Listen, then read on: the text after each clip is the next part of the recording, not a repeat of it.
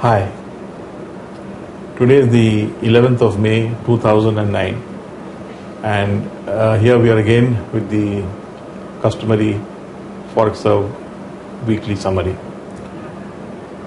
It was an interesting week last week where the data all pointed to quicker recovery than people had thought of the world economy, and of course that saw the dollar weaken as we had expected, and the pound and the euro and all the majors actually responded, and of course the higher yielding currencies like the Australian dollar, the Canadian dollar of course also moved in, and we saw a real party and at the dollar's expense, as one would say.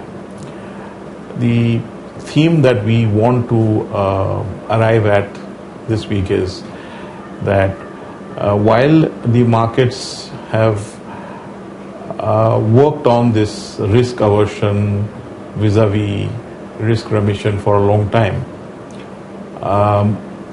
we may say that this week there could be a slight deviation from there. While the data would point to recovery, the market has already discounted that, I believe, and we've seen the dollar at a weaker level. But I think the markets are now likely to look at valuations.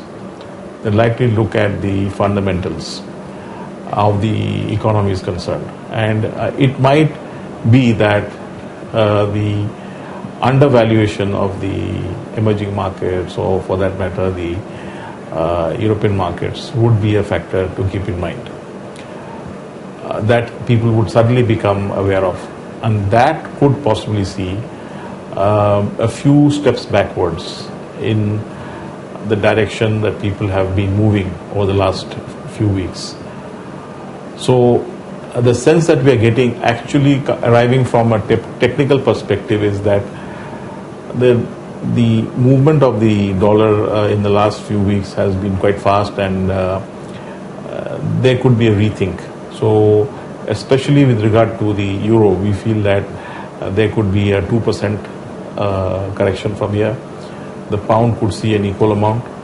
The Swiss franc could see at least 1.5%. The yen, of course, is a different creature, where there is a sense that maybe the Japanese economy is not hurting that badly, and therefore there is a pullback into the yen. So that might continue.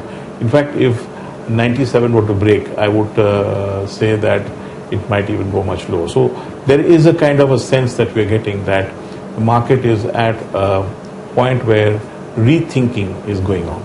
And I think we'll leave you with those thoughts, but not before we have just said a word about the rupee, which has been quite a follower of the international markets, and it has to contend with the fact that the election results might go either way, and the prospects of a hung parliament are also factored in, because that is likely what is going to happen.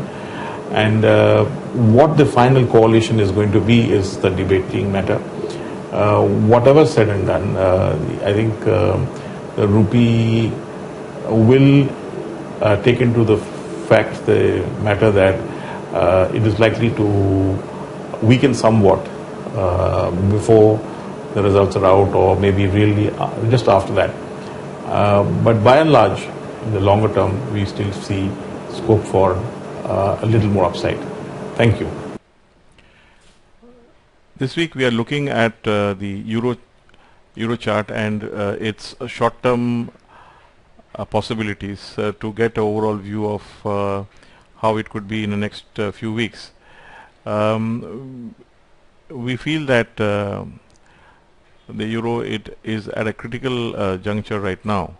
If we were to look at it in terms of the current wave structure, we would see that if we consider this entire move from here to here, if we could consider it as wave 1, and this is wave 2, and this entire thing as wave 3. So there is a proportional requirement for that to happen, and we see that Viola, it is about 161% of the totality that we see is about the level that the euro has moved up in wave 3. So that means that we are looking at a